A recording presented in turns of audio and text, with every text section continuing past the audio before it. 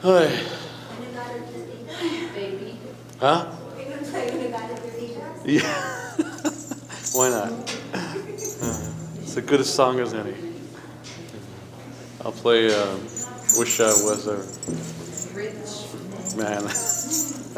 Oh, if I were a rich man, right? Then I wouldn't be playing an old drum like this, Scotch tape. I would, huh? Because it's a very old drum. Very beautiful. Thank you.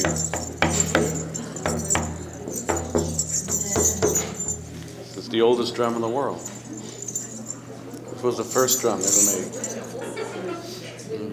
It's made of goat skin. Yeah. Did you tan the hide? Yeah, I tanned the hide myself. I put the hide in the sun in Los Angeles on a beach. And I got a nice tan. Oh, that's right, Israel. Yeah. Gotta keep my stories straight, Yeah. So an old goat. All right, so have a good evening. Take care. I like to work backwards. You're very welcome. Pleasure to be here. Okay. Adios. Yes, that's right. Thank you.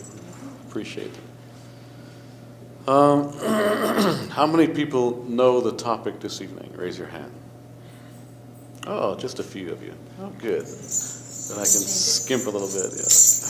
No, I won't change anything. I was just curious, see if I can get away with anything. Well, no is no. Right.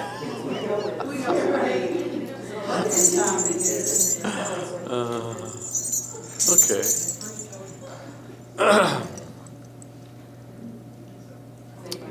I mean, that's the portion, that's the theme of this weekend. What can you get away with? Right? That's the reading from the Torah. This weekend is what can you get away with? Can you dress up like somebody else and get what's coming to somebody else and get away with it?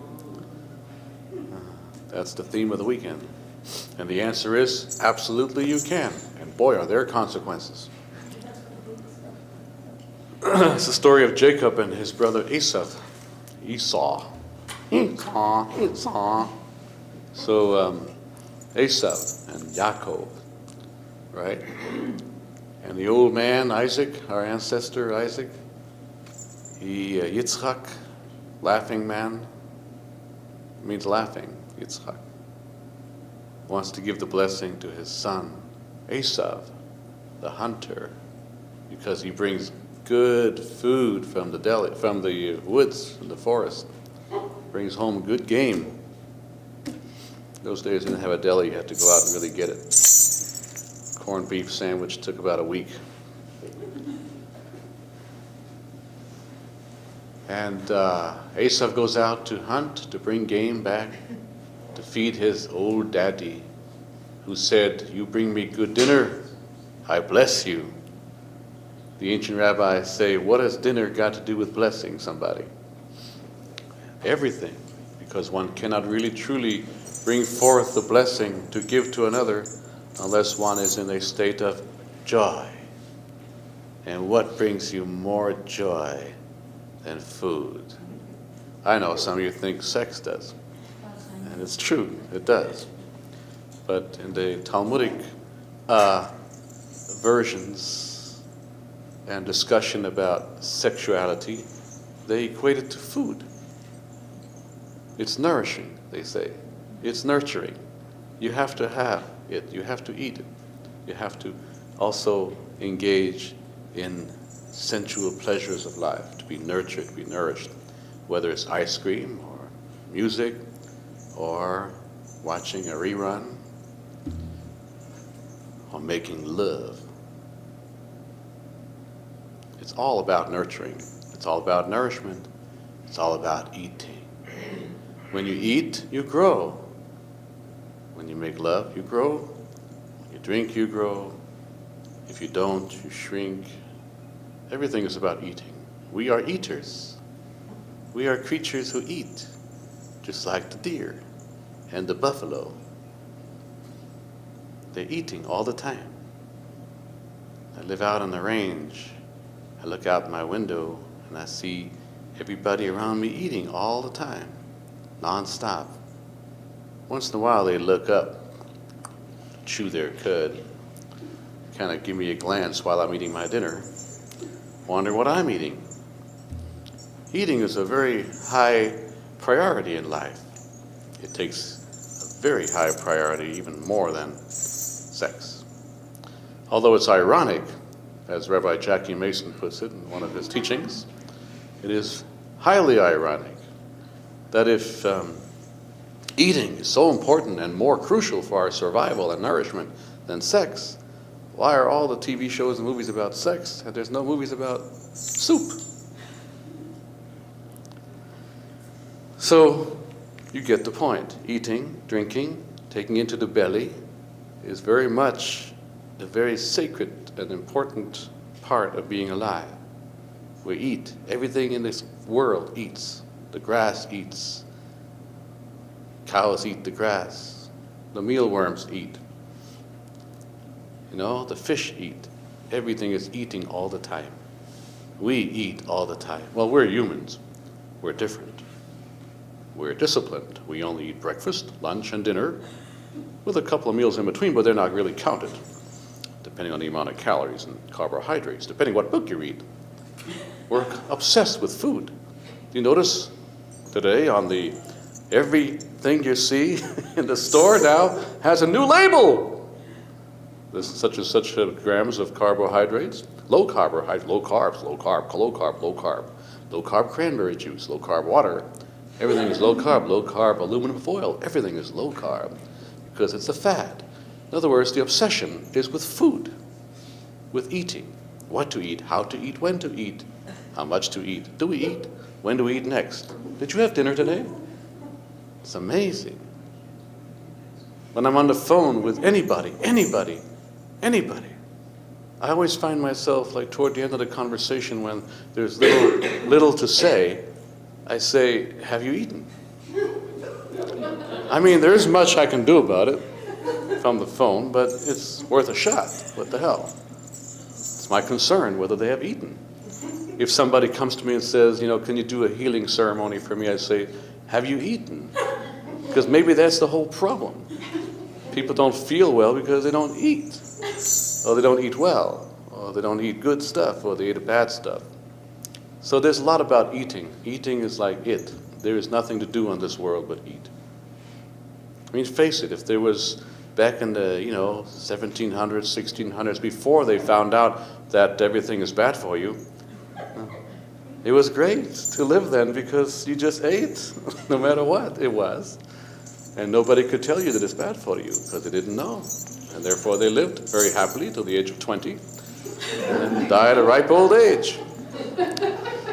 We who know better, we starve ourselves, we stay away from all those bad things that taste so good. And we live longer, but we suffer because we can't have enough of it. A pint of ice cream. That used to be our meal. Now it's down to a cup. Some people even cut their cup in half. And they keep cutting, and we're starving to death in this country. You walk into a supermarket, you spend half the time trying to find the right brand. We look at the ingredients. There's so much information, and it's all about food. We're obsessed with food. A lot more than we are with sex and anything else that gives us pleasure. They don't have piped-in music in many grocery stores anymore, but they do have announcements concerning food. In aisle 13, we have a special sale on Honey Nut Cheerios. Food. Crucial. Because when you have a full belly and you taste something really good, you feel blessed and blissed, which then leads you to bless. And so our ancestor Yitzchak wanted to bless his favorite son, Esav. The wild man, the man of the woods, the man of the field, Ish Tzayid Basodeh, the hunter man out in the field all day. So he needed a good meal. He didn't say to him, bring me a slim fast.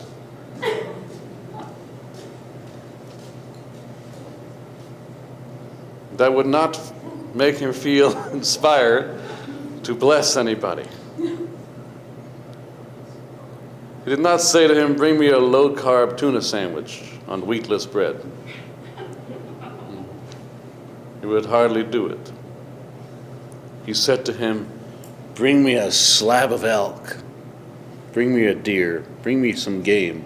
I want to eat, and I want to eat good, so that I could be inspired to bless you."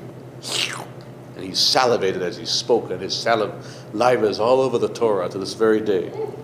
Every time we open that part of the Torah scroll, it drips down from the bima onto the floor, and people slip and slide all over it on their way home after the oneg. This is true.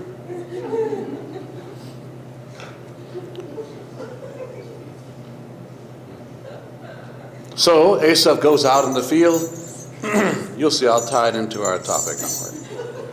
Asaph goes out into the field, and he hunts, and he prepares the meal. But meanwhile, back at the ranch, while he's out there waiting in the trees for a deer to pass by, you know, it's not like they just pass by all day with big target marks on them. They didn't have target back then. So when he's waiting out there in the woods to hunt patiently, the hunter-gatherer, the man, the great hunter man, with his bow and his arrow, waiting and thinking and contemplating, listening to every sound in the brush, wondering what it is. Ah, it's a chipmunk. Can't bring that home to Dad. He won't give me much of a blessing. Meanwhile, back on home, Rivka, the mother of the two boys, has some other ideas. Because she happens to be what they call a woman. And the woman has other ideas than the man. The woman upsets the status quo of everything the man plans and schemes. The man has an objective. He has a goal. He has a destiny. The woman has a wire to strand across his path so that he might trip and fall and smash his nose in his destiny. This is the role of woman and the role of man. The role of man is to follow his mind, to stir up his power, to seek in the distance his fate and bravely walk toward it. The role of the woman is to stop him dead in his tracks and tell him to sit down, have a glass of tea, and stop it. Right? We see that in the book of Samuel, the great scriptural story of how King David, before he was officially king, before the votes had been counted in Florida, he was on his way down the mountain with a great spear in his hand and a shield in his other hand and a bow and arrow in the other two hands. And he was charging down the mountain on his horse with 400 men behind him, warriors, down to destroy the army and community of Nabal, his enemy. But there was a woman. Her name was Abigail. She was the wife of his enemy Nabal, and she positioned herself at the foot of the hill as they came charging down, and had a big wagon full of pomegranates, pineapples, coconuts, and some chocolate bars, and some Hawaiian punch. And he had to come to a screeching halt. What are you doing in our way? She gives him a lecture about violence, unnecessary war, and all of his objectives, all of his great surge of energy that he had mustered up, all the hours he spent painting his face for the war, down the drain. Does he get angry at her? No. He blesses her. She fills him with food. Gives him a glass of tea, asks him how he's doing, how's business, as a king to be. It's good to be the king, he said. We have 12 months in our calendar, corresponding to the 12 sons of Yaakov, of Jacob. 12 tribes.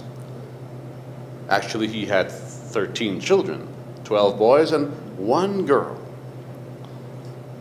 And she trips everybody every couple of years.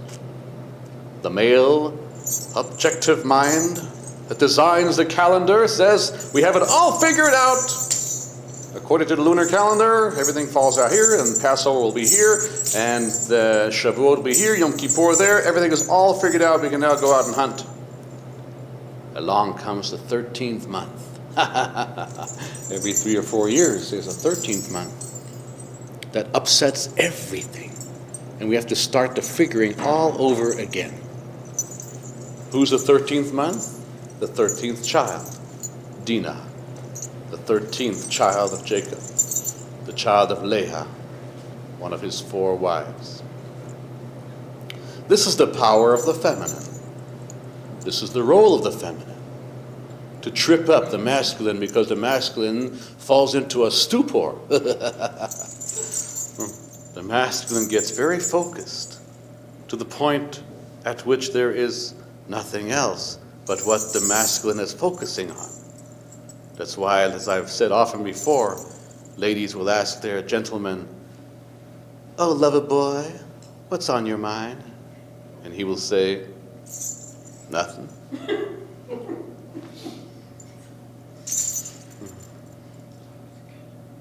Because the male mind is very focused. The female mind is not interested in objectifying life, but in subjectifying. She is interested in multiing herself. She is connected to life. She is a giver of life. She is a source of life. Aim kol chai, Adam called Eve after they got kicked out of the Garden of Eden. You are the mother of all living. That was his response to getting evicted from paradise. He was so happy. Thank you, honey. I'm so glad you ate from that tree. I was really bored up there. Thank you. You did good. You're the mother of all living, because now I feel alive. To bring aliveness into the place of narrowness and stupor and being focused only on one thing. Whereas the feminine creates an expansion of that to bring more life and aliveness into the world.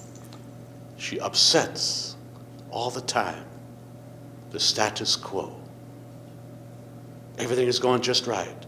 The man has it down pat. Along comes the lady, and it's all interrupted. By virtue of which there is aliveness.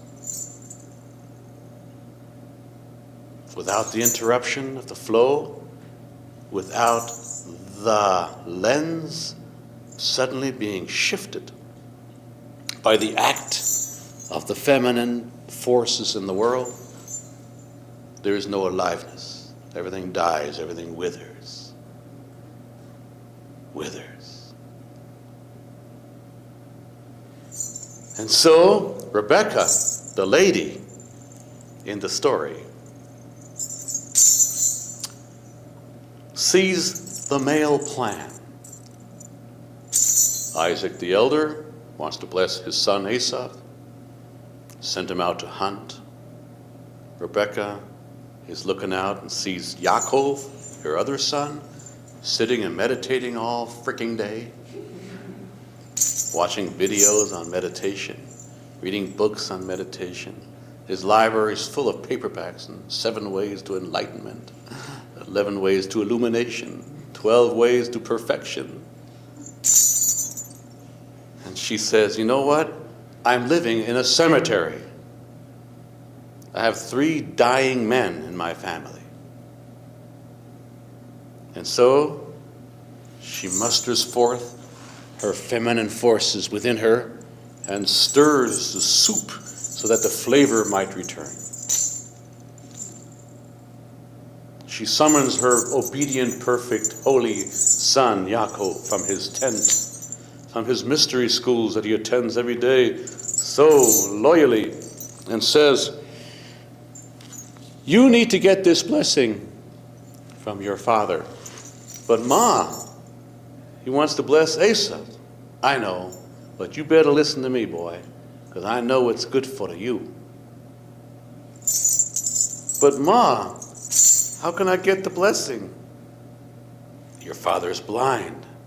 But Ma, he's going to feel me up and, he's going to hold my hand, my arm, and I'm not like hairy like Esau is.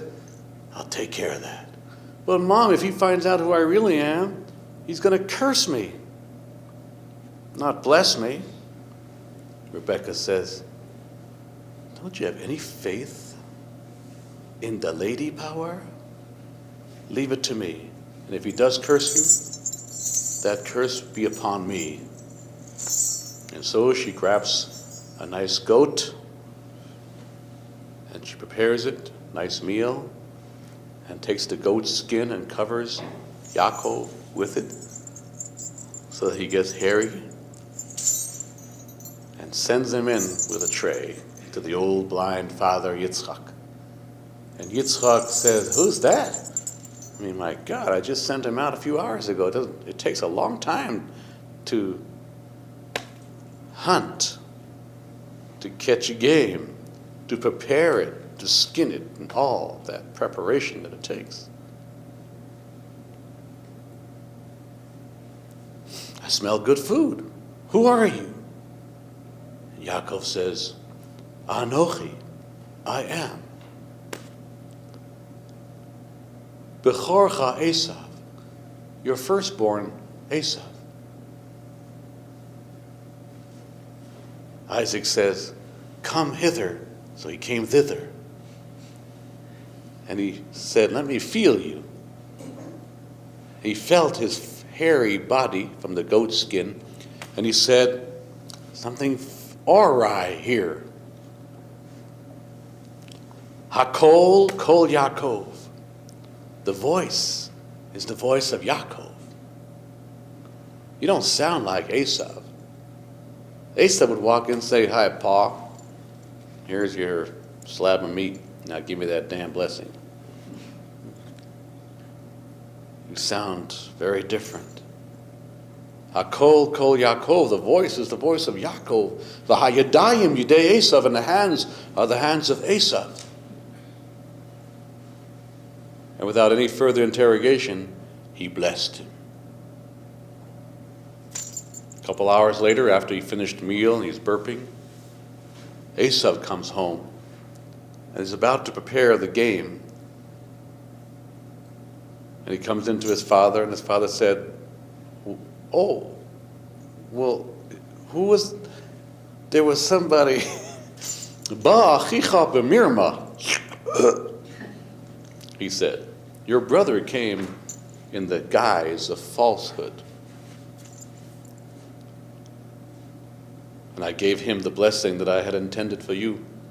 And Esau said, well, bless me too. He says, can't do the same blessing. I'm full. And I already spent it. Your credit has expired.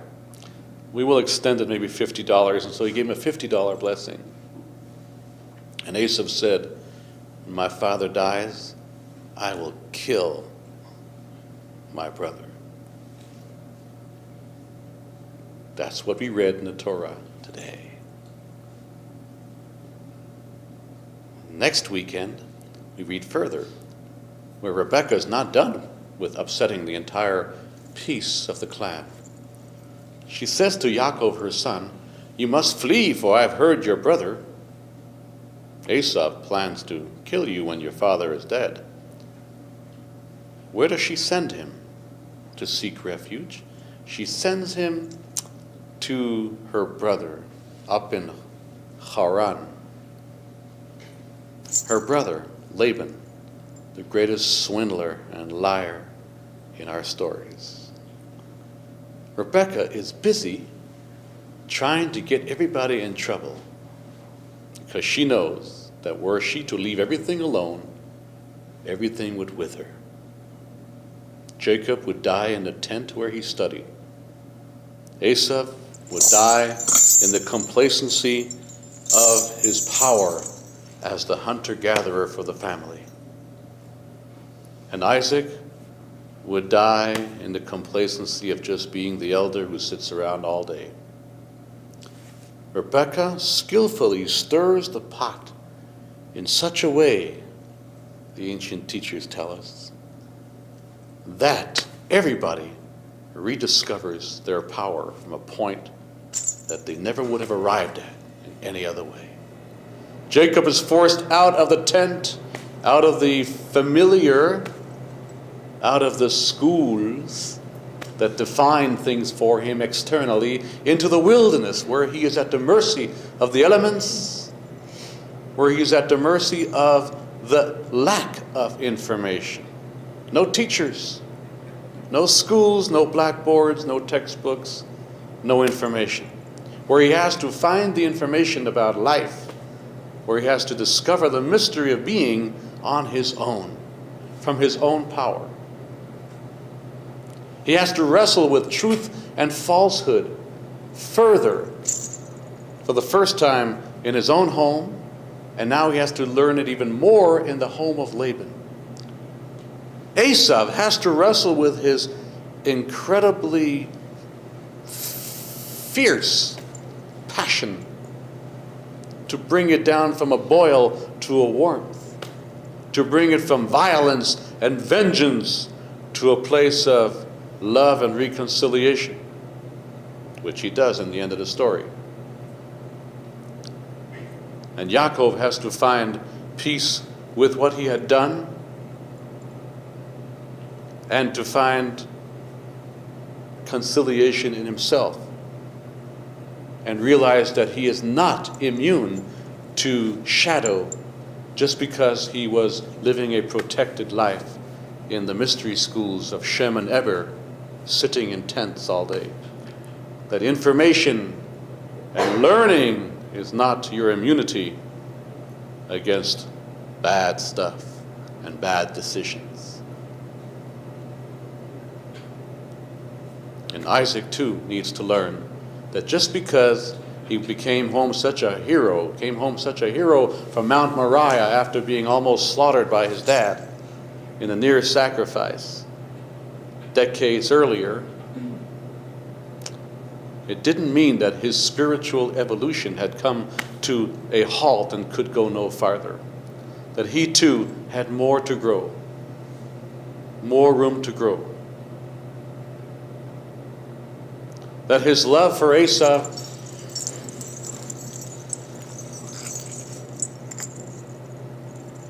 was something that needed to be more than just loving him because he was a good hunter that could bring good food. And that's what it says in the Torah. And Isaac loved Esau kitzayit befi, because he brought him good game in his mouth. You're a good hunter, you're a good cook. I love you. And Isaac had to learn that love needs to be unconditional, not contingent upon. And so everybody learns. All three men learn. Esau becomes a father of many nations. Jacob becomes the father of 12 tribes who become the Jewish people. And Isaac learns that spiritual growth never comes to an end, as Hillel the elder taught. Al tamin bi'atzmecha ad yom motcha. Do not be so sure of yourself until the day you die. When it's over, you can be sure of yourself. But until then, there's always some more room to better yourself, to see what you're doing and the motifs behind it and how to make it a little bit better and a little bit better. To take a sad song and make it better. This is the story of our ancestors. All these stories are very important for us to learn, to become more aware of ourselves, of how we are with other people, how we love, how we reconcile, how we understand the feminine and the masculine energies in the world. What are they really all about? Each one has a very important role. You can't just put a seed in the ground. You also have to add water. The seed is masculine, The water is feminine. The sky is masculine in our tradition. In the Kabbalah, the earth is feminine. One without the other, teig nicht. That's Yiddish for doesn't work. Without the sky, there is no earth. Without the sun and the rain, without the fire and the water from the sky, there is no water and passion in the earth. It is the passion within the earth that creates the mist of the earth that rises then to greet the sky and create the clouds that form the rain that bring it down and impregnate the earth. It is a constant circle of passion and response. Passion does not just mean desire for something pleasurable. Passion means commitment to being here. Passion means, yea, I am.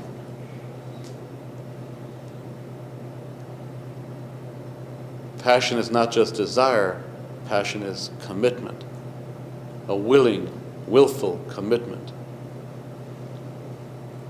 And that's why in our tradition, all these warnings we were given by Moses, when we come into the land of the ancestors, we were told, and we live responsibly, then the earth will be roused in her passion from joy. It is joy that brings you to commitment. If you don't feel happy, you're not really that committed. The sadder you are, the less committed you are to being here. Sometimes to the point of, I'm just getting out. But if you have joy, it leads to commitment to being here. If you will live responsibly in joy, then the earth will be impassioned by your joy and your good living together, and the earth will then send its passion outward, and the sky will respond and bring the rains. And the earth will gift to you great bounty. And if you don't, haaretz taki etchem, the earth will just throw you out.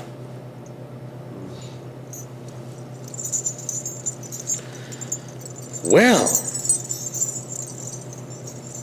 that is the great story. That is the great teaching. It's wonderful. What's that got to do with that story that I promised you tonight? Or that I promised those of you who know, who read the newsletter? It's got everything to do with it. I just don't know how, but I'll figure it out. Each one of us is constantly challenged with all of that stuff all the time. We're not always impassioned to be here, because sometimes things go crazy around us, chaos in our lives, or things happen that come and interrupt. That energy, the energy of Rebecca, archetypally, comes rushing in and just washes away all of our plans, all of our schemes, all that masculine part of us that we had.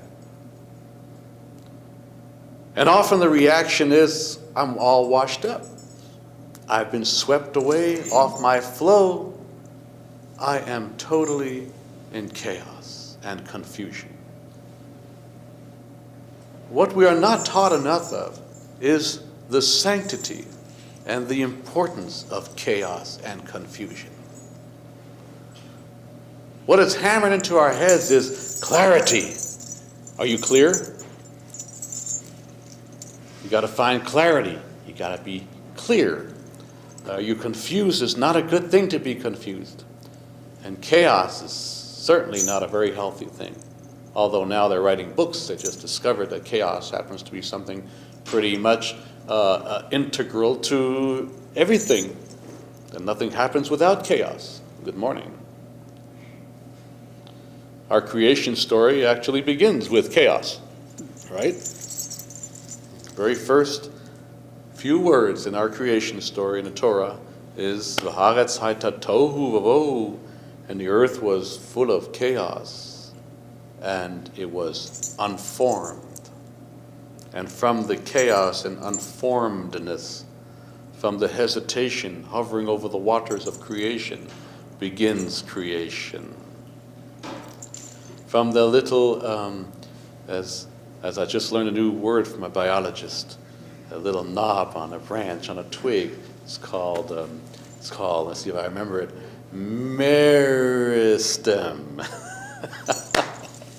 The meristem. You know, the thing grows and grows, the plant grows, and then there's a little knob, and then it grows more, a little knob, and it grows maybe a leaf, maybe it'll keep growing. Sometimes it'll grow the leaf and stop there. Maybe sometimes it'll continue branching out into different areas from the meristem. Because in the meristem, the Kabbalah teaches, and I just found out that the botanists have discovered this as well lately. So in the old Kabbalah and the Zohar in the 13th century, it's written like this. It says, that part of the plant is where you find the most potent attributes of the medicine in the plant, because that is where the plant gets its oomph to go further or to create a leaf. And in modern contemporary botany, they call this, that little knob, or the power within it, they call it, let's see if I remember it now, don't tell me now, I gotta remember this. They call it totipotent. Totipotent. Total potency. Totipotent. Okay? So, in the old days, almost 1,000 years ago, the rabbis taught that the most potent part of the medicine in the plant is in that little knob that we now call the meristem, because that is where the potency of the medicine lies, or as the botanists of today call it, totipotent. See, I was good in biology when I went to high school, except I failed because I didn't know how to pronounce anything. But I had the ideas. I never learned about the totipotent, though. How many here have ever heard of the totipotent or the meristem? Ah, well, you know, you're scientists. You have too? Yeah? All right, well, nobody tells me anything. They left it out. Study Talmud instead. That's what happens in that place, science tells us, and the Kabbalah tells us, is chaos, confusion. Suddenly the cells within that area begin to shift their consciousness, so to speak, which in turn results in something different or some new continuation from that point of new beginning. This is why our creation story does not begin with beginning, it begins with in the middle of the beginning, which some Bibles are now retranslating correctly. Because in the Hebrew grammar, and that's the way I grew up reading it, I never read it, in the beginning God created the heavens and the earth. Beginning of what? Rather, it says, while beginning the creation of the sky and the earth being chaos and unformed and darkness upon the faces of the void, Elohim said, let light become, and the light became. That's how I always understood it. New beginning from that point in the middle of beginning. Meaning, we go through life, we grow like the stem, and all of a sudden, something happens to us that shifts and moves and births something different. We move into the feminine energy of the whirlwind of shifting, of transformation, of change, with us or without us, for us or in spite of us. It happens, or as we say in modern scientific terms, shit happens. They stole that concept from the Hebrews. So let me tell you the fable, because we have to start tying this all in. The fable, the parable goes like this. There are two parables. One is from Rabbi Yehuda, the Hodu of Hodu, Rabbi Yehuda of India, who lived in the 1st century in India. And he talked like this. He said, one time, I was on a boat, afloat upon the sea. When in the middle of sailing, we looked into the waters and we saw a great sea serpent. And the sea serpent was wrapping itself around a jewel, a glittering stone. It looked like a precious jewel. And so the divers dived in to retrieve the precious jewel. When the serpent saw them coming, the serpent opened its jaws wider and wider and sought to swallow the ship. When along came a raven and swooped down and bit off its head. And so the jewel fell out of its grasp, and the divers reached for it when a second serpent arrived and grabbed the jewel and touched the jewel to the dead serpent. And the dead serpent became alive again, and again opened its jaws to swallow the ship. When another raven came by and bit off its head, and this time grabbed the jewel in its beak and flew over the boat and dropped the jewel on the deck. And it rolled down the deck to where we had stored our food supply, which was mainly salted birds, dead birds. It died of old age, wasn't it? And so, when the jewel touched the dead birds, our food supply, all the dead birds resurrected, and they flew away with the jewel. End of the story. See? You knew they were on something back then. You just don't know what kind of herbs they were eating in their tea those days. It's a great story by Rabbi Yehuda of India. It's a great parable, very deep meaning. Story number 2. One more to go. This is not really a story, it's a teaching by Rabbi Huna. Rabbi Huna lived a century later, 2nd century. He lived in the Galilee. Rabbi Huna taught like this. He said, you should know that Leviathan, known as Leviathan, sometimes gets very hungry. And when Leviathan gets hungry, it emits a fiery, flaming breath that boils the depths of the waters of the oceans.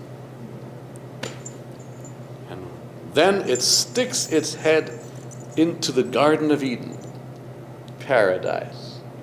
For if it doesn't do that, the world would just self-destruct from the stench of its breath. It's great teaching, huh? You see, the idea is there are many stories and parables like this in the Talmud and the Mishnah and the traditions of the ancient rabbis. The purpose of the teachings in this very weird, wild way is so that we can remember them. Because stories, especially crazy stories, are really good ways for people to remember. Once you remember the story, you can then try to decode the lessons, because the lessons are encrypted in the story. If you just teach, some people will remember, some will not remember. They may not really last more than a generation. But if people's stories have the power to last and last and last and last. We always remember a good song or a good story. So encrypted in these stories is an elucidation of the teachings we've just been sharing. What is that jewel? A jewel in the grasp of a sea serpent that lures you to dive into the water to face the great dragon of the sea in order to retrieve the jewel. when along comes a bird and bites off the dragon's head just as the dragon is about to swallow your ship. This is the story of your life and my life.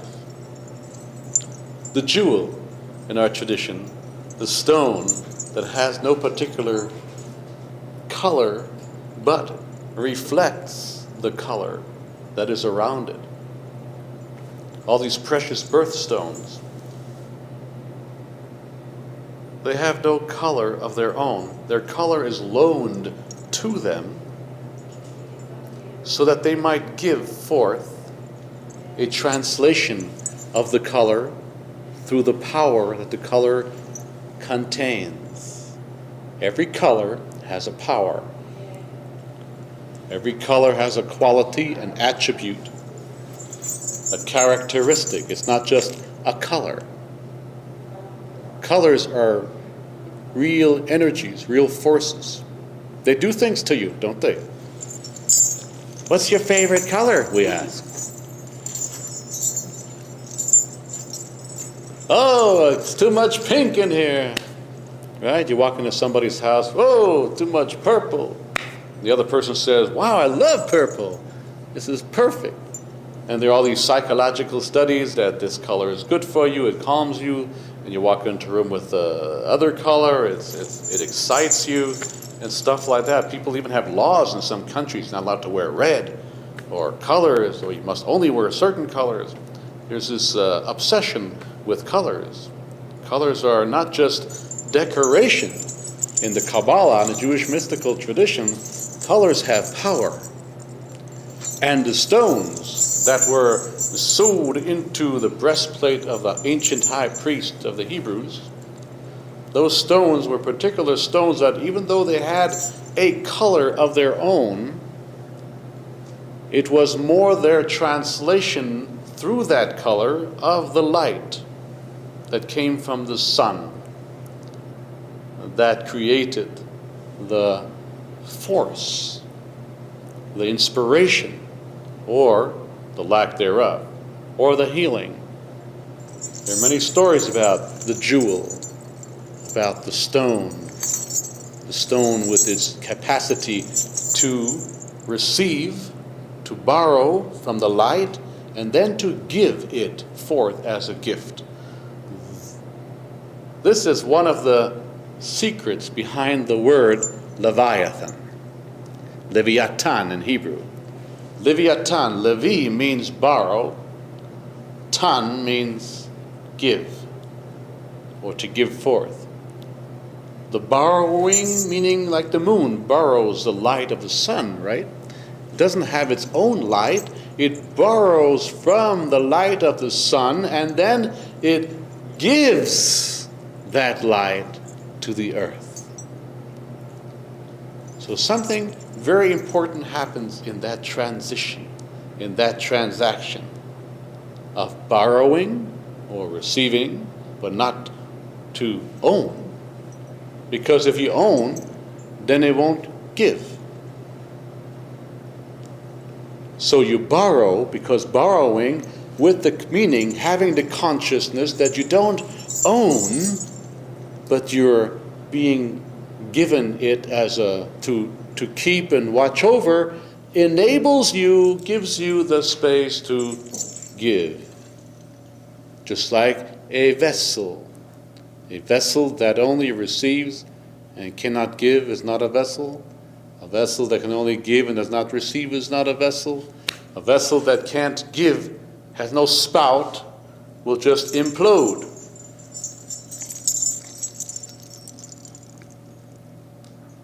Everything I have in life, how do I relate with it? My relationships, my children, my grandchildren, my animals, my life itself.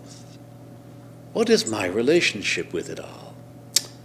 Is it something that in the stupor, the flow, the monotony of being alive so many years and going on with life and paying taxes and all that stuff, and driving a car, and getting up in the morning and going to sleep at night, and all that stuff. In that living flow, did I fall into the grid of his mind? Or can I maintain the feminine energy that comes to remind me every now and then, whether I remember or not, just to make sure that it's not mine, it's borrowed, and therefore my arms open up, and what I have is released in such a way that I have it, and yet I can also give it. I am who I am, and I own what I am in a way that is borrowed. Because one day, the one who loaned it to me is going to take it back. So every now and then there's a friendly reminder from the feminine energy, the Ema di La'ah, as it's called in Aramaic, the mother of the above, who comes and swoops down into my life and interrupts my flow, meaning my sense of my ownership. Absolute ownership, meaning I don't have to give nothing forth. I am a shut-up vessel. I live within my own world. I am, and that's where it ends. I am, with a great exclamation mark, come no closer. This is the great challenge of being a human being. I don't know what the challenge of the giraffe is. I don't purport to know the soul of the animals. They have their own ways, their own life, their own philosophy, their own theology, their own religion, their own rituals, their own ceremonies. I'm not one of these people who are going to preach to you about the powers and the wisdom of the animals. I'm rather a student of the animals. Like it says in the book of Iyov, the book of Job, one of our ancient scriptures, where it says, Sha'al na mina behemot v'yagidu lecha, ask of the animals, they shall tell you. But you have to ask. Don't purport to know about them. You have to ask them. Don't sit there and think that you can really know them. You have to relate with them. Yodea tzadik nefesh behemto, the wise King Solomon said. The righteous person is one who has evolved so high spiritually that they know the soul of their animal. That they interact with their animal in such an intimate way, not just physically feeding them and brushing their fur, but actually spiritually engaging them. Rabbi Pinchas of Pinchas of Karitz, who lived 300 years ago, he wrote, you think you know how to serve God?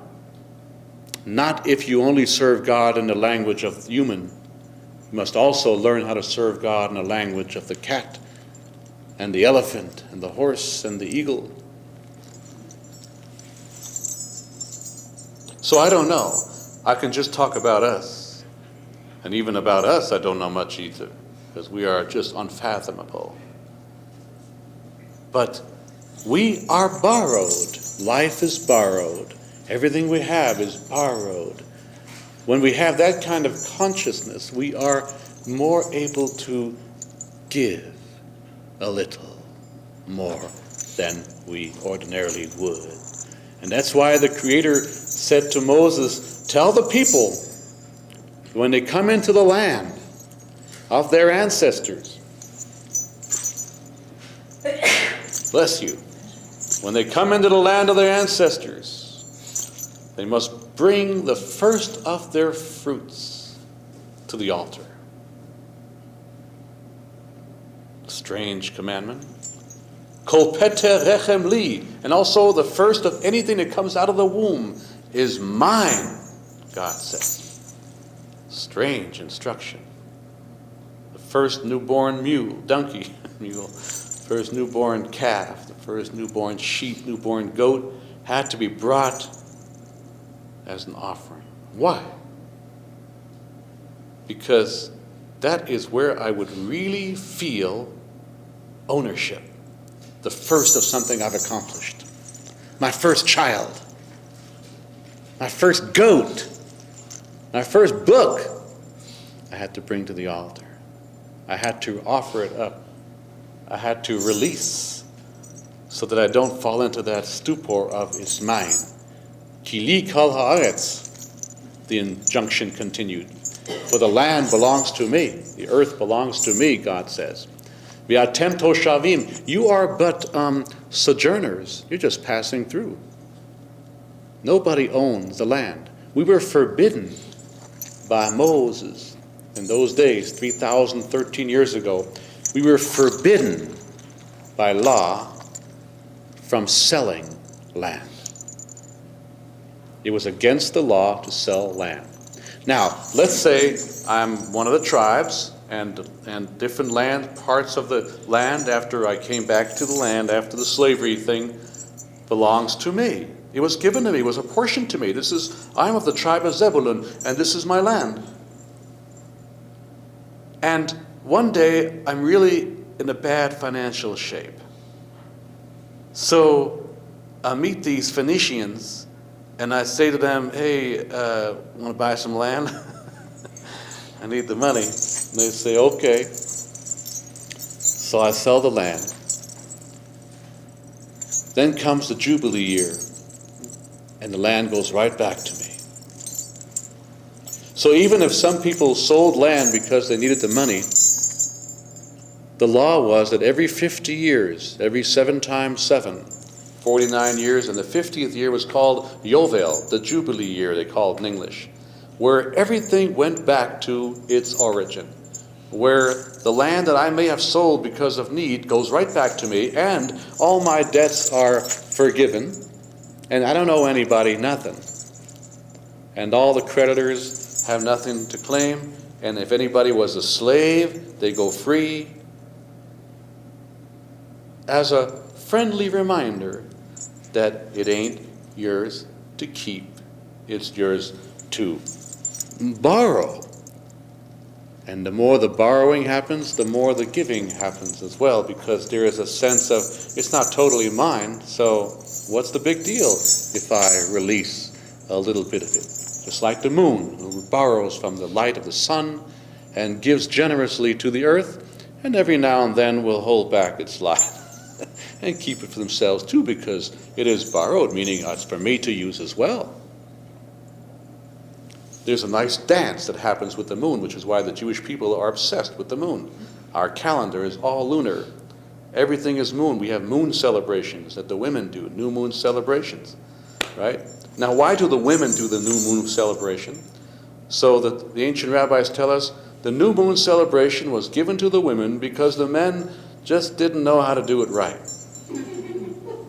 And so, in the time of Joshua, the celebration of the new moon was transferred from the ritual of men who led the rituals to the women who knew how to do it. Why did the women know how to do it? Because it is exactly that energy that they contain within their own selves that is the energy of the moon, which is, here I am, I'm full, and now you see me, now you don't. I come and I go, and I move in and I move out. I weave the fabric of life, and I weave in and out of your life, O man. So be on the alert, because if you fall asleep, I'm gone. I'll be, what they call that? An eclipsed moon.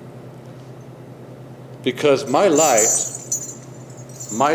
is borrowed, and I will remind you of how your light is borrowed too. I am always ready to release. And so the feminine energy comes swooping down and shakes up everything so that we lose that sense of ownership and have to start life all over again. I own my life. I have everything under control, Isaac said. Jacob said. Esau said.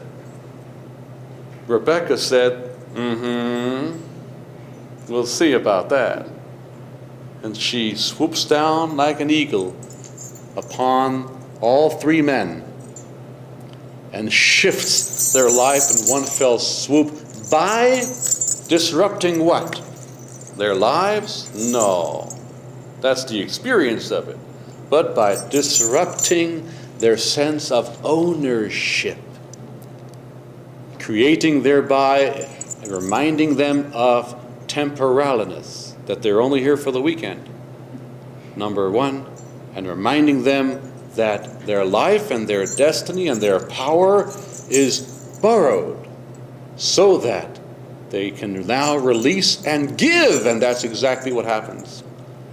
Each one of them ends up giving, shining, illuminating from a light within that otherwise would have remained subdued and shadowed and covered up.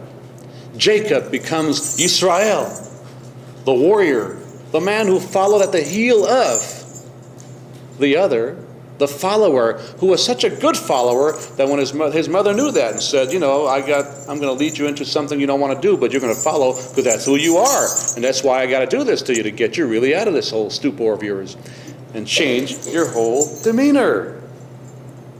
So Yaakov turns from following at the heel of the other to become the one who wrestles with God, Yisrael.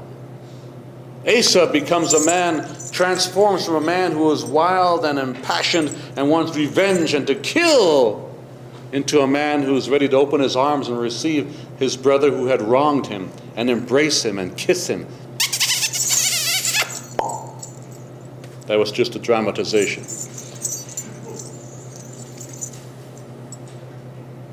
And Isaac, the elder, transforms from a man who thinks that he has evolved as far as he needs to because he was almost sacrificed on the great mountain of God. And now he realizes, hey, I'm still young. As long as I'm alive, I can take another step. And he learns the lesson that his wife teaches him, that you cannot love with conditions. I mean, you can, but it's really not the best thing to do. You get more stars in your notebook if you love without condition. Like the ancient rabbis tell us, Eze ahava shemit kayemet, what is the love that lasts? Ahava she'ena tluya b'davar, a love that is not contingent upon a thing. The jewel, you see, is a great mystery. The Jewish people have always had an obsession with the jewel, the moon, and the stones. All of our people and the ancestral people they always would set up stones as altars. Altar of earth, altar of stones. The moon represented a jewel because it had its own cycle, its own power, its own force, and in its journey, in its own lonely journey, it would turn in its orbit and at times at will reflect the light of the sun. Just like the jewel, just like the birthstones that the Kohen had on the breastplate. Stones that had their own power and their own color, and through those colors translated particular qualities of any light that came at it. Each color, as it was translated, became a particular power to heal, to drive you crazy, to calm your heart, to ease your birthing, to bring you joy. Like the onyx stone, for example, was the Dr. Jekyll and Mr. Hyde stone. The onyx stone in our tradition is a stone that if you are having a psychotic episode, it will heal you, and if you're not having one, it will give you one.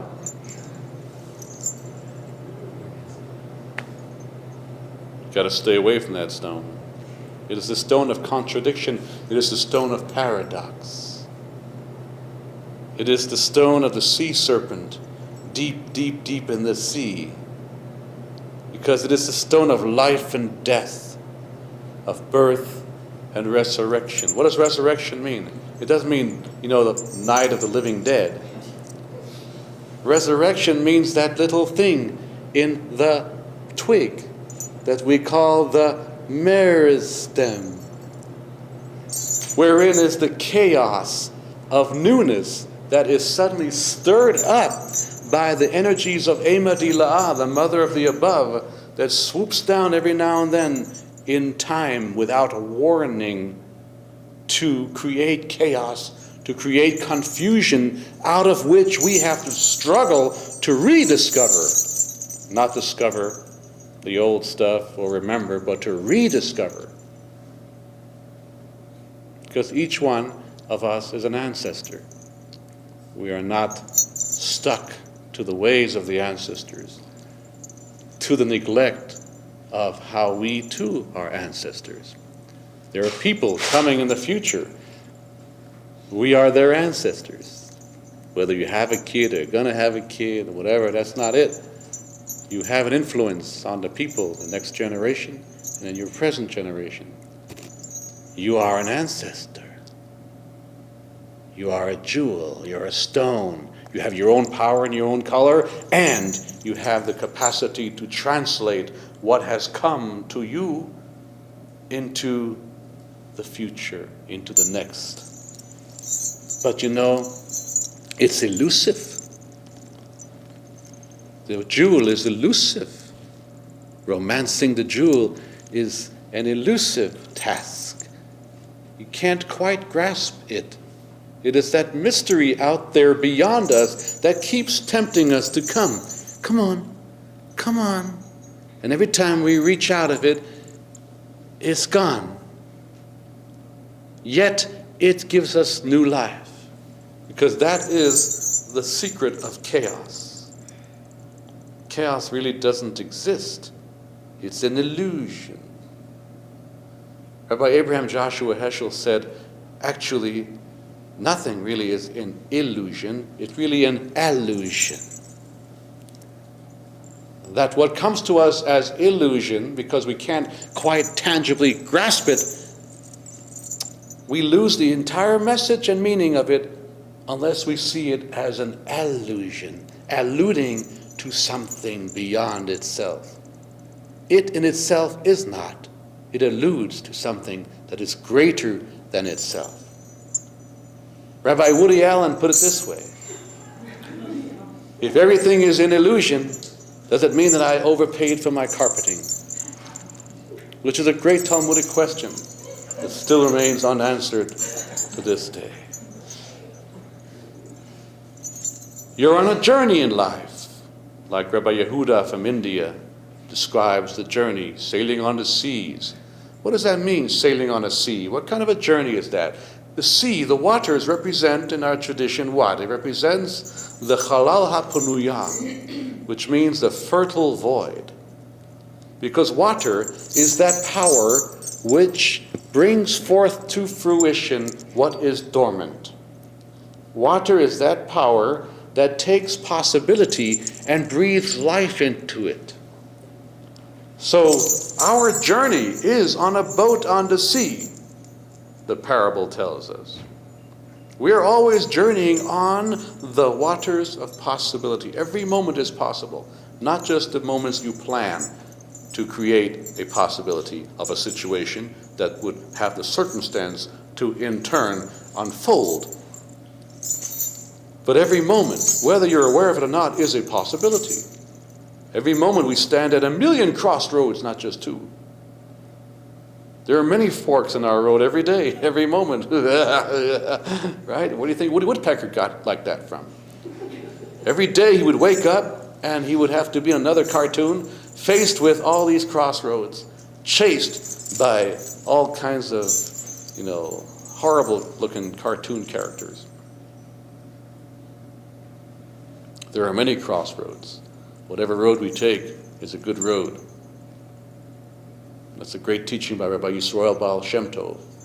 When a man came to him and said, I don't always make the right choices in life. I always end up taking the wrong road and ending up in the wrong places. Can you help me, oh great master? And he said, no. But perhaps I could suggest something, that when you get to a wrong place, take some time out and find something good to do there. You can always find something good to do no matter where you are, even if it's small. And that's the challenge. So there you are on the sea, floating along in every moment of possibility. Then you look into the sea, you look into the place of possibility with a power of fruition, of dormancy in life, in your life, in my life. And what do we see sometimes when we look in there, into that cauldron of Genesis? Sometimes we see a jewel. We see something that just tickles us, and we can't really define it any more than a violin can define music. The violin plays music, but it doesn't explain it to me. The violin has a relationship with music, but they're totally two different things. The violin can't talk, and the violin knows nothing about it. The violin only translates what you put into it from the song that is in your heart. The violin is a jewel, a rock that translates.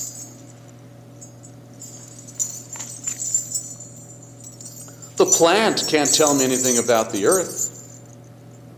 The plant only knows about its particular relationship with the earth. The plant is coming out of the earth. Hello, plant. I just saw you come out of here last Wednesday, and I was wondering if you can tell me about the mysteries of the earth. And the plant will say, are you kidding me? The mysteries are beyond me. I just know my little piece of soil here, and I'm so glad my roots took. Now get out of my way here and blocking the sun. Nothing in this world can tell us about anything in this world. We are just here for the weekend, to vacation. This is a Howard Johnson. Relax, sit back, you have a little fun, you watch a little horror movie and get scared in life. You watch a little comedy and you laugh in life. Everything is good, and you make sure you eat. Did you eat? Or you call down for room service. The mystery of life eludes us all the time. Everybody's trying to figure it out. I mean, every human being is. The elk, for example, has no interest in the meaning of life because it already knows. It already knows what it needs to know to be here. We don't. If you take a baby elk and hold a fire next to it, it will run away. It knows. Fire burns. You take a baby human and hold it near fire, it'll reach out for it. Da, da, da. Because we don't know nothing. We are creatures of not knowing, which is why we're sitting here trying to learn. You look around the room, you don't see any squirrels, no horses, no dogs. They never showed up. I invited them. I put up posters all over the national forest today when I took a little hike. I called out to the grizzlies. You were invited to come and learn the meaning from life. Not a single one ever showed up. In fact, one big black bear just turned around and walked away. I said, oh God, you're going to tell me the meaning of life? You don't even have claws. You have to go to Target to buy clothes. I come equipped. You know, when I was born, the bear told me I had everything I needed. Fork, knife, spoon. I'm here, this is me. My coat for every size and every season. I am ready, I am prepared. I was born to be here. You, however, oh my God, your clothes don't even match, and they're not even yours. They're borrowed. Because in a few years, you're going to throw it away or give it to Goodwill, and you're going to buy a new pair of pants because they'll be too tight, they have a bigger belly. You know, me, I have no worries. I never have a worry. And it's so true. I didn't believe the bear, so I went to Target, and I went to Costco, and I went to all these places, and I looked in all the aisles of the clothing. I didn't see any animals there. But I saw a lot of humans really nitpicking and looking to see what kind of clothes they can wear, what they can borrow from life to equip themselves to living in this world. We are not equipped to live here. What we are equipped with is to learn how to live here. The inspiration and the yearning to figure it out. And we never quite do. We are here for the purpose of not knowing why we're here. We are a confused creature. That's why as we drive up to our therapist's office, all the birds are sitting on a wire watching us, laughing at us. There he comes again. It's the third time this week. Yeah, let's go crap on his windshield. It's amazing. We are we are a wild, strange creature. People don't realize that. We are so into the New Age thing. Oh, we're all animals and we're all the same. We're all the same, all the same. You're the same. I'm not the same. I wish I was the same. I wish I would be able to walk around with one leg and hop around and eat some grass like a zebra who just got his ass bitten by a lion. I wish I could do that, But no, I can't. I have to go to trauma therapy because I'm not going to be the same if somebody bites my ass. I'll never be the same. I'm going to have to work it out for years. I'm going to have to go to work to earn more money so that I can pay somebody to help me work it out, who in turn goes to somebody else to help them work it out their part. It won't work for me because there's a serpent wrapped around my jewels down there in that sea, in that place of potential. And what is the serpent in the Jewish tradition? The Nachash. Nachash comes from the word to trick, to fool, to trick you. The great trickster holds the jewel, the thing that lures you to it because it seems to contain everything, but actually has really not any of what you're looking for, because what you're looking for that you see in the jewel is a reflection of something beyond itself. The jewel is an allusion to something beyond itself. It's amazing, isn't it? I mean, take the pearl, for instance. Please, take the pearl. It's an amazing thing. Here's this clam chowder down there in the sea, grinding and grinding and grinding and grinding, and really, what a horrible experience, and spitting it out into the jewelry store. And the human being, not the elk, the human beings are running to the jewelry store and paying loads and loads of money they worked so hard for in order to have this little pearl that was regurgitated from the belly of a hard-shelled little animal in the sea. The serpent wraps itself around. The trickster is always holding something that we strive to access, but quite can't reach it because it really isn't there. It's an illusion of something beyond, which is the role of the trickster. The role of the trickster, which is that feminine energy we talked about, is to shake you out of your sleeping so that you might move into the meristem and immerse yourself in the chaos and the confusion that comes your way. Immerse yourself in it. I'm confused. How wonderful. It's great. I have no clue what I'm going to be doing with the rest of my life. I am in chaos. I am in confusion. I am so happy I don't know what to do with myself. I'm like a flea in a dog pound. Why am I happy in chaos and confusion? Because I am living in the meristem, in that little knob on a twig from which, any moment now, something completely, surprisingly, excitingly new is going to sprout forth. I have no clue what it is.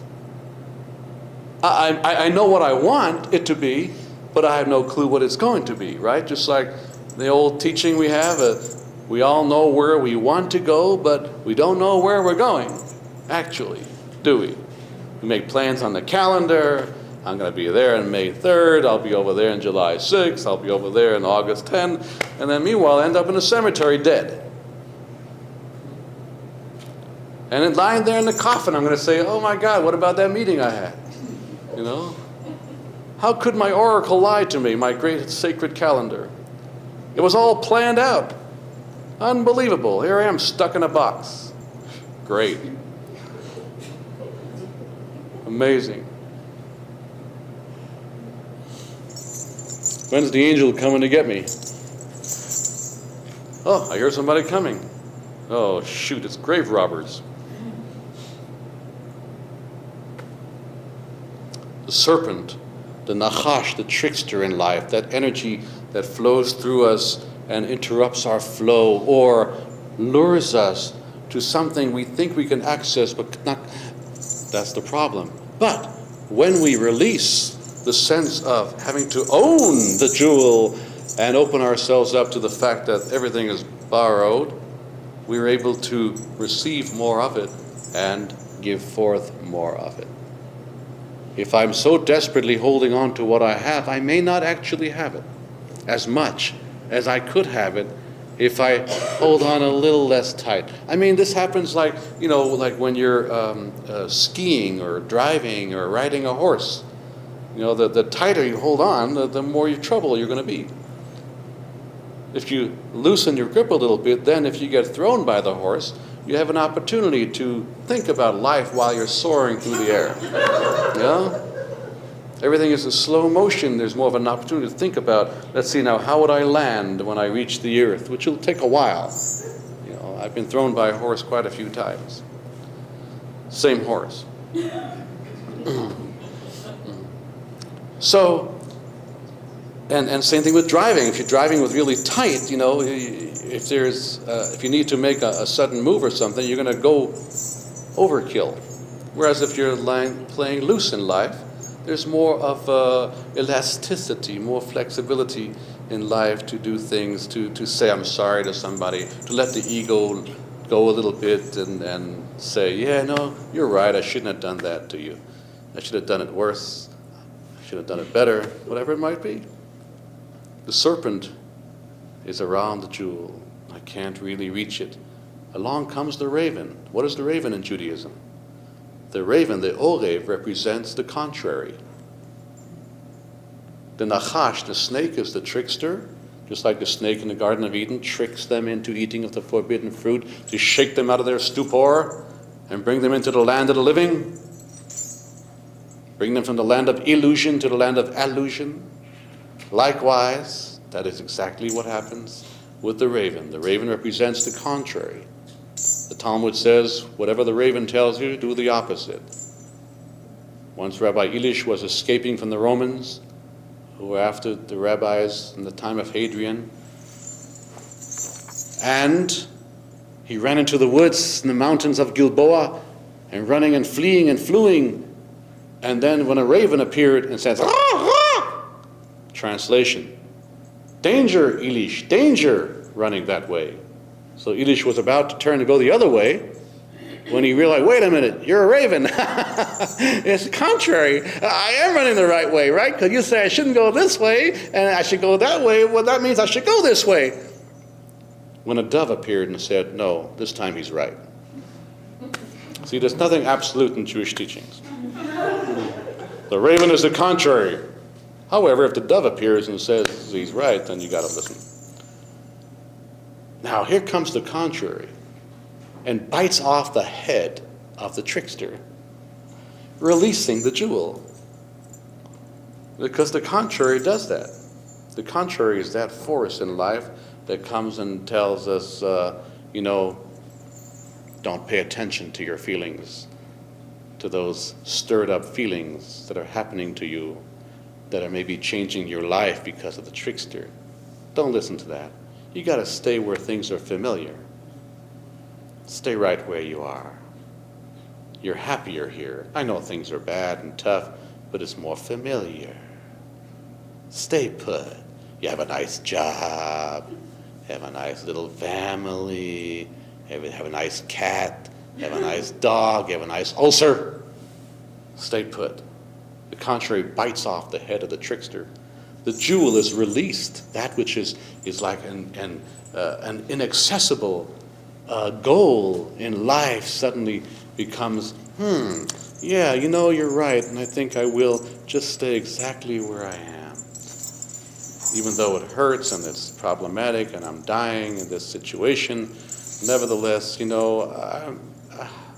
I can't really take that step. It's not going to work out, and there's no guarantee, but I have guarantees here where I am, blah, blah, blah, blah, blah, blah, and the mind begins to swirl and swirl when all of a sudden another trickster comes and grabs the jewel, grabs that thing that you thought was inaccessible and touches it to the experience that tricked you or lured you so it comes alive again. You say, wait a minute, I want to live like this. I am going to leave. I am going to do something different in my life. Yes, I will. Back and forth we go. This is the story of the back and forthness of that wrestling we do. No, it's familiar. I'm staying right here. This I know. I know this. I'm Jacob. I live in tents all day. I know a tent. I can tell you all about tents. I sell tents. I eat tents. I love tents. I draw pictures of tents. I am a tent. I'm going to change my name to Tent. Tent. Jacob the Tent Man. That's it. I love the tent. This is where I'm staying. I'm staying put. I ain't moving. I am a tent. I and the tent are one. No, wait a minute. I don't know. It doesn't feel good either. Back and forth we go, back and forth and back and forth. I'm going to go, I love you, I hate you, I love you, I hate you. I'm staying, I'm going, I'm staying, I'm taking a job. I'm not taking that job. I got to take this job. I'm not taking a job. Back and forth we go as the serpent and the ravens wrestle with each other, the contrary and the trickster constantly at war with each other, battling, biting off each other's head. And you end up biting other people's heads off too. And meanwhile, what keeps it alive, what keeps that flow of the back and forth alive, meaning keeping the trickster alive even after the trickster dies, meaning keeping that interruption, that good interruption, for your own sake, alive, even though it dies because the contrary comes and confuses you, that whole process, the jewel is still there, comes back, and keeps resurrecting. When the raven finally takes the jewel away and drops it somewhere completely else. Where? No longer in the sea of possibility, but on the boat of the journey, right smack dab in the process, right in the middle of where you are. The idea of possibility is totally gone, and now you're in the place of confusion. You're on the boat, you're in the process. The possibility is not visible anymore. The dragon is not there. The trickster, the raven is gone.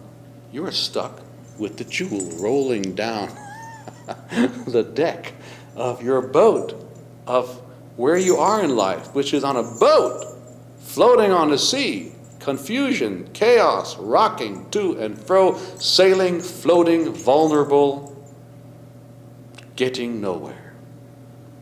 And you watch the jewel go and resurrect all that has nourished you, all that will nourish you, all the things that you had planned and was looking forward to, all your dinners, all those salted birds on the deck, all the things that you had stored away because you're frugal and you're smart and you're wise, and therefore you stored away many ideas and things and money and who knows what you stored away in your life for the future.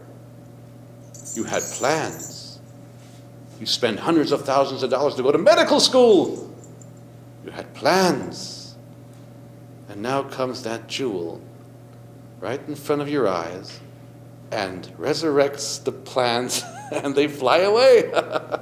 Because as long as the plans are dormant and lying on your boat, they feel secure. You have insurance. But all of a sudden, all of your insurance, all of your assurance, all the things that you promised yourself, all the things that you were promised by your religion or by your family or by your teachers, and by all the best-selling books on how to this and how to that in 7 easy steps, suddenly they all fly away. They all are no longer salted and preserved and insurance for the future. They fly away and you are left with nothing. No jewel, because they took the jewel away with them. No nothing. And so Rabbi Yehuda of India concludes his parable and says, there is the sacred place. There is the genesis of newness. When you have waded through the confusion, the chaos, the back and forthness in the sea of possibility, biting off heads, resurrecting the trickster, killing it again, resurrecting again, conjuring. The jewel finally drops in front of your nose, but still out of reach, it rolls down the deck and resurrects all those things that you had salted to keep in place because you got it down pat. You understand exactly what you have to do in the future. And then it all flies away before your eyes, and nothing makes sense anymore, because after going through all that wrestling in the sea, all the things that you planned for tomorrow doesn't make sense anymore. Okay, I'm ready to get married. Oh, I'm really glad you are, but I changed my mind. I thought about it. I went through, what? What happened? We had our plans. We had dreams. We had this, we had that. See? People change their minds all the time. They go through that whole chaos and confusion. You had a plan, but the plans flew away because the jewel resurrected them. Because the jewel is that inaccessible lure of something much bigger than your plans, much bigger than yourself, that keeps coming at you. And now the jewel is gone too, and you don't even have a vision of what to do. What is my future? I don't know what to do. I can't feel. I can't see beyond. What am I going to do? And so Rabbi Yehuda of India tells us, Mazel Tov, welcome. You finally got there. I'm sorry it took all that crap to get you there. All that back and forth and hope and almost and alluring and illusion and illusion and confusion and chaos, and then losing the entire vision and the inspiration to be in the world. Thank you. You finally made it. I've been waiting a long time. Now you have come to the place of Genesis. Now you are ready to begin, because you have released all ownership. You have released that drive and yearning and obsession with having to have it, to have the birds in place for dinner tomorrow, to have the jewel, to have everything set up for you. You have released it.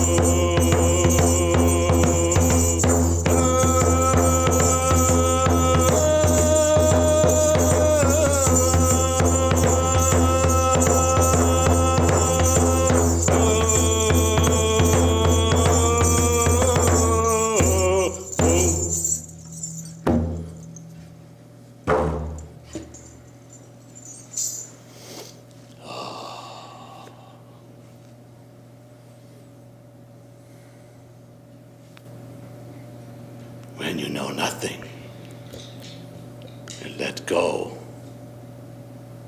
and release, even owning the confusion. You leave and create space within which the genesis, the next move of the branch, the twig, the leaf can now have a chance to come forth. Because in our creation story, what happens after the chaos? Vayomer Elohim, and Elohim said, Yehi or, let the light become. Because the light always was there. You are always here. You're always there. But are we becoming?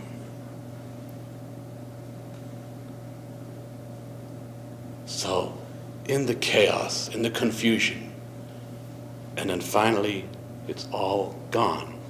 We have no vision, we have no dream, we have no passion, we have no inspiration. In that place, Rabbi Yehuda taught, stay put. Sit down, relax, read a magazine. It's on its way. Because the cells are forming in the meristem. They're moving about in chaos and confusion, and now they're going to surprise you. They're going to bring forth something you've never felt, had, thought of, planned, envisioned. Pow! Will come your way. It's guaranteed, or your money back. Now, what's that got to do with Leviathan? Everything. Leviathan, that which is borrowed, can be given. So, when Leviathan is hungry, it emits a great fiery breath that boils the what? The sea. The sea. Do you remember the sea? The place of potential, possibility. Boils the sea, meaning brings the passion back into the place of dormant possibility. But you can go back to the same vicious cycle again, dive into the sea for the precious pearl, or you can stick your head into the Garden of Eden. Because otherwise, it's going to have bad breath. I mean, it's ironic if you think about it. You're eating good food, and you have bad breath. This is why people died at early ages. It was before Listerine. Now we have all kinds of sprays. The bears don't have this. It's one thing we have over the bears. They always go around with bad breath. We, however, and we're all set. Interesting. You take in good food, good stuff, out comes bad breath. The stench of taking in.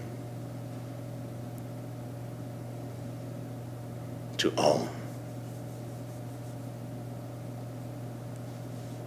So what we have to do, like the Leviathan, the receiver, in order to give, sticks its big dragon head into the Garden of Eden, into the place of pleasure. Eden is Hebrew for pleasure, deliciosity, place of passion, place of good feelings, the place of, as we say in Aramaic, yum. Yum. Yum is also Hebrew for the sea. The sea is called the Yam. See? What does that mean, to stick that fire that at the same time resurrects, so to speak, restores the passion of the sea of possibility in life now that the Genesis has occurred. And then we have to take that same fire before it creates a stench, before it sours, meaning we have to keep it alive. We have to put it into the Garden of Eden, into the place of pleasure. We have to keep the passion alive. Otherwise, we fall right back into the same old stupor, and the same cycle begins all over again. And that's the lesson Rabbi Huna is teaching us, among many others. But that's enough for tonight's lesson. No. In brevity, to know that we are sailing on the waters of possibility all the time. But we don't always feel it because we're on a boat that somebody else built for us before we came here. We're on a grid. That's why Abraham was told in his vision, the Creator said to him, Lech lecha me'artzecha, mimolatecha, betavicha. Go to yourself, away from your land, away from what defines you, away from your birthplace, away from your ancestors, to yourself. So it's funny, we have in our tradition the imperative to honor the wisdom and the teachings of our ancestors, and we have the imperative to don't get stuck there. Keep moving, because you too are an ancestor. Don't say every day, I will do today based on what I did yesterday, but say every day, I will stick my bad breath into the Garden of Eden to make sure it doesn't get sour. All that new passion that I have breathed into the sea of possibility. So we sail on the boat, across the sea of possibility all the time. And every now and then, things get stirred by the allurement of the sirens in the sea, of the jewel, of the mermaid, who lures us into the sea to access that which we so deeply, soul deep, yearn for, but cannot have because it's an illusion, or more to the point, an allusion. It alludes to something beyond ourselves that our soul knows, but we don't in the world of finiteness. But it moves us, it stirs us, it brings us into aliveness. And there it is in the grasp of the great trickster who says, you can't have it if you come anywhere near me, I'll swallow your ship. And as she opens the mouth to swallow your ship, your whole life, because of the daring risk you're about to take, along comes the contrary and spares you. Says, you don't really have to do this. You don't have to take up the challenge. It's okay just where you are.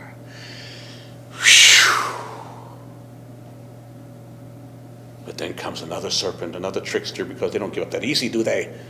And they take that jewel and they resurrect the trickster, the first trickster, who then says, I'm going to swallow your ship. I am going to swallow up and destroy the way things have been for you. I'm going to create change in your life, whether you like it or not. And then comes another contrary and says, don't you worry, I'll take care of this. But this time the contrary eventually takes the jewel, that thing that you want. Yes, you'll take care of it and you'll carry the jewel for me. I don't have to wrestle with the dragon. That's wonderful. Hey, what are you doing? Dropping it on my boat. Hey. Oh, great, I'll go get it. Wait. It's rolling down toward all of my plans for the future. It's resurrecting them now. And they're flying away. They're freed up. And I'm left with nothing. I'm on a boat. Just floating on the sea, going nowhere, coming from nowhere. Total confusion, total nothing, total chaos, total no direction. Oh my God, what am I going to do?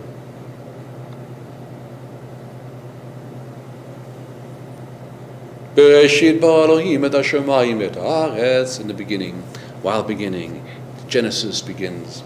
New things begin to come because we have released ownership, Leviathan. And now we can breathe our new fire into the sea of potential to recreate that passion for the possibilities that now wait for us in life ahead of us.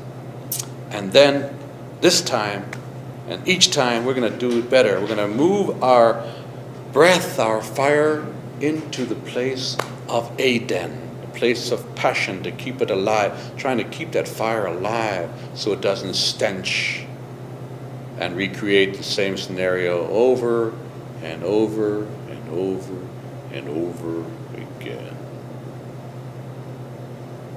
Any questions? Any answers? Any jokes?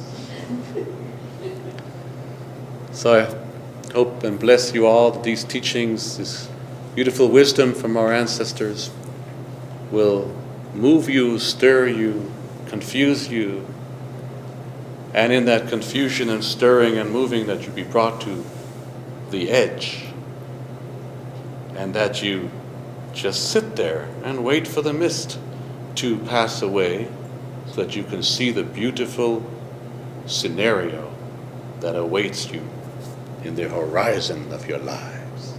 Wow, that was really said well. Anybody taking notes here? Okay. Have a good journey on your boat, and don't forget to take a lot of salted birds with you. Good night.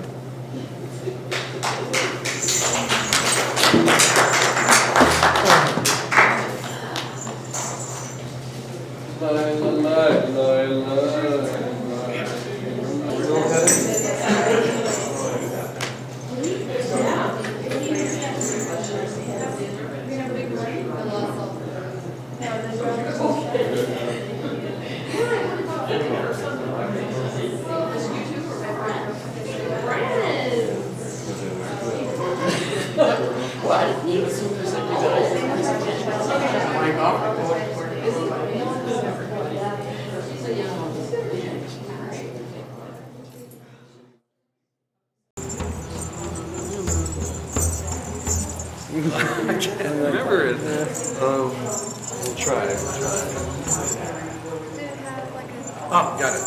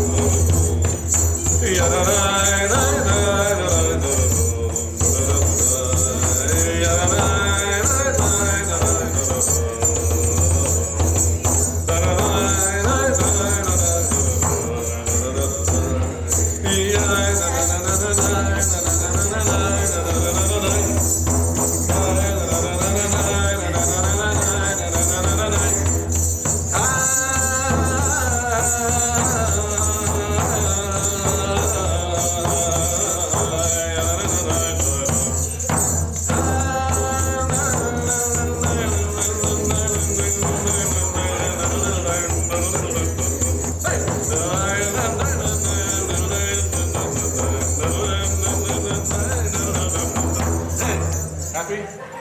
Yeah, beautiful.